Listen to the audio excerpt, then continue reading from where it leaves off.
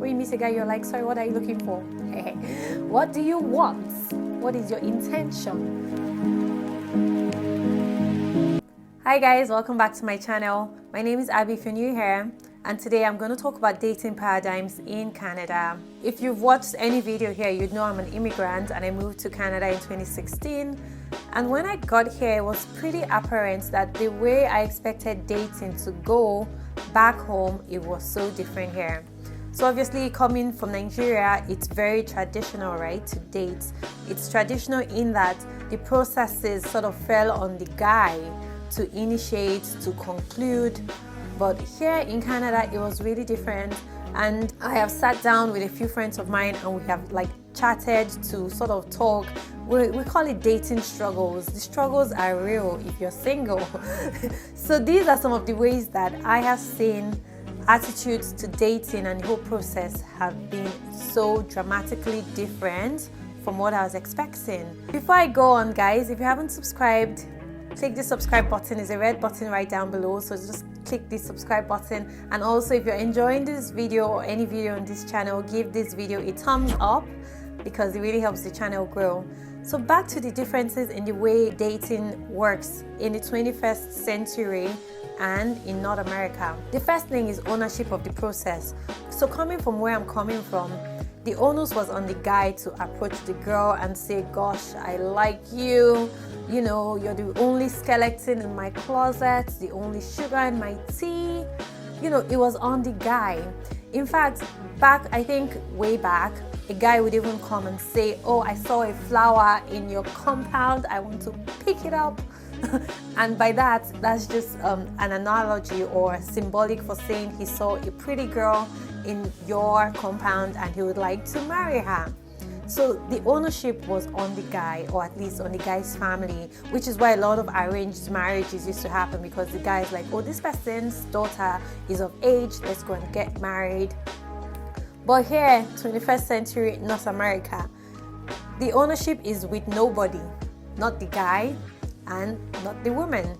So it is quite strange coming here and having your expectations upended because it's very different. So you're left wondering, okay, so I'm a woman, am I supposed to chase? You know, am I supposed to wait? What am I supposed to be doing? It's really, really confusing because ownership is no longer clear. And I know, you know, different movements, feminist movements are there saying, I'm a woman, I could do everything myself. But there are a few traditional women, not to say I'm not a feminist, I am in some aspects, but there are some things that based on my religion, I'm supposed to just be waiting for my husband to find me. And also, but when you come here, you understand that those things no longer hold much water, and there are some steps you need to take to make sure you're not waiting in vain. So number one process, ownership of the whole dating marital process is missing. The guys don't own it anymore, or most of the guys choose not to own it, and women are not sure if they should be doing something. The second way I have seen the paradigm is so different here is the intent for the process. So normally, I guess when you meet someone that you really like and he appears to like you back and things are going well, the logical question is, you know, what's next, right? Because you can't be dating until you're Methuselah's age. You can't be seeing how things go for, you know, forever, right? You know, it gets to a point where you have to say, gosh, well, we've been seeing each other to a purpose, and this is the purpose. But here in Canada, or I don't want to say just Canada, and to be honest, I'm not absolving African countries anymore, because as I said, 21st century too has exacerbated it because everything now is technological.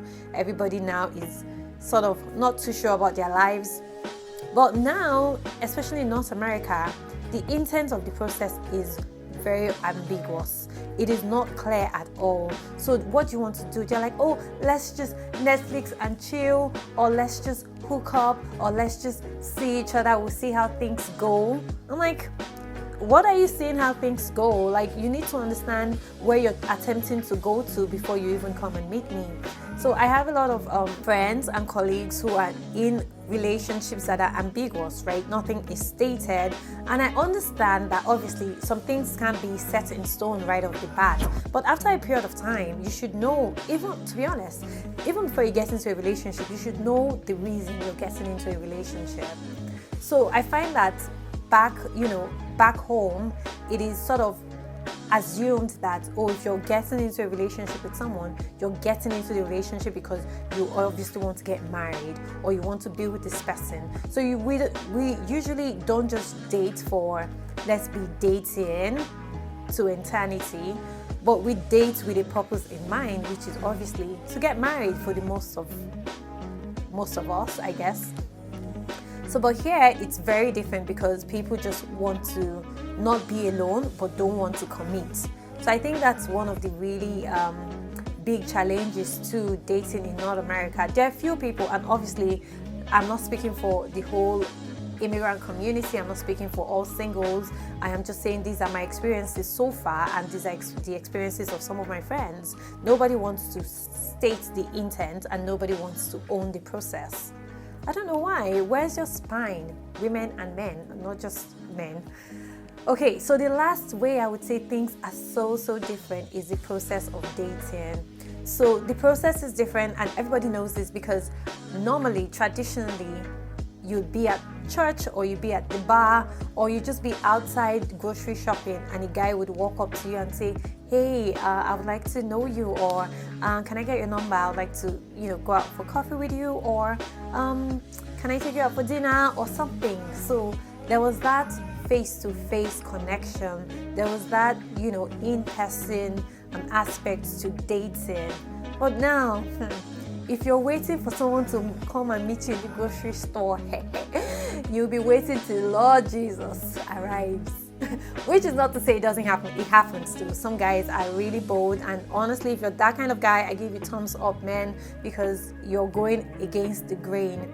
But the thing is, the truth is, a lot of people these days, even if they like someone, their heart is beating, boo, boo, boo, boo, they like the person, they find it so difficult to approach the person when they see the person. So the process has changed. Now everybody's online. There's like Match.com, there's like Bumble, there's like eHarmony, there's like Hinge, there's like Plenty of Fish, there's everything.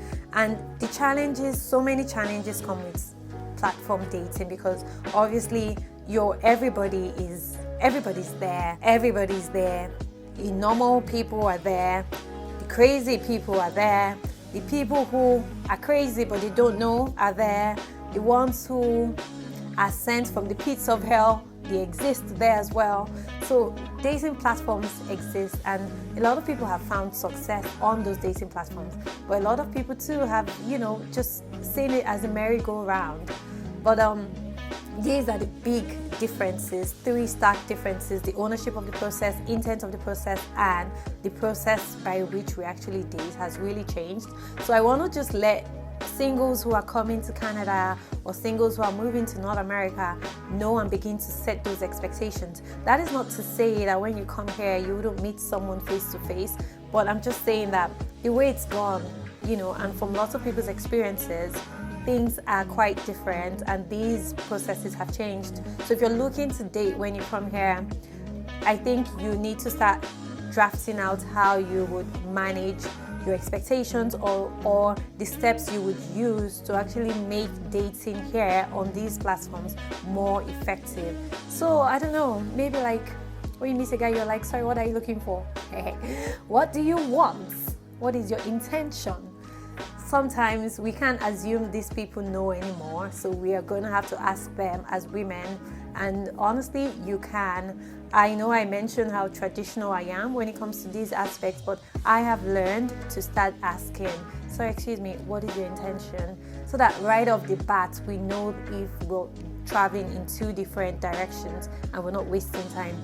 So guys, remember, give this video a thumbs up, and also if you haven't subscribed, hit the subscribe button right down below. I will see you guys again in my next video. Thanks a lot. Bye.